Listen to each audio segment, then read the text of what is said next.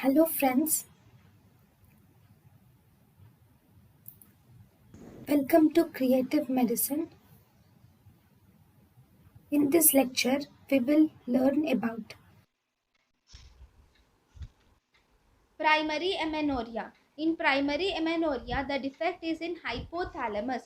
So, hypothalamus causes pulsatile release of gonadotropin releasing hormone. So, this gonadotropin releasing hormone acts on the pituitary. Once it acts on the pituitary, it releases follicle stimulating hormone and luteinizing hormone. Now, the follicle stimulating hormone acts on ovary. So, because it activates ovary, there is release of estrogen and progesterone. Causes of a defect: if there is defect in hypothalamus, that is if there is Kalman syndrome, then it can be primary amenorrhea. If there is any defect in the pituitary cause of primary amenorrhea can be craniopharyngioma.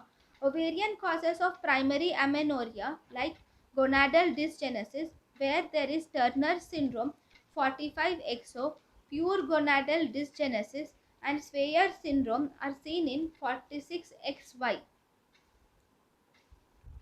Now, ovarian causes, the other causes where there is, that is ovarian causes are gonadal dysgenesis. Then there can be a problem in the uterus or fallopian tubes or in the cervix. So these problems include Mullerian agenesis, where there is no menstruation, that is because of the absence of uterus, vagina and cervix. Or there can be androgen insensitivity syndrome, that is testicular feminizing syndrome.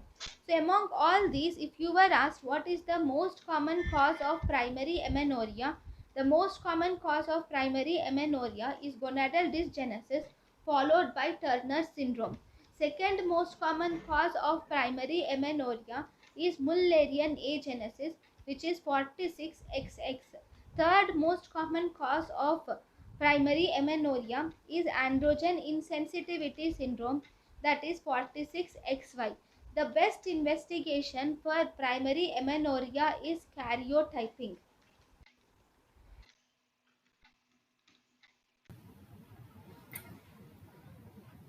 thank you and thank you for watching.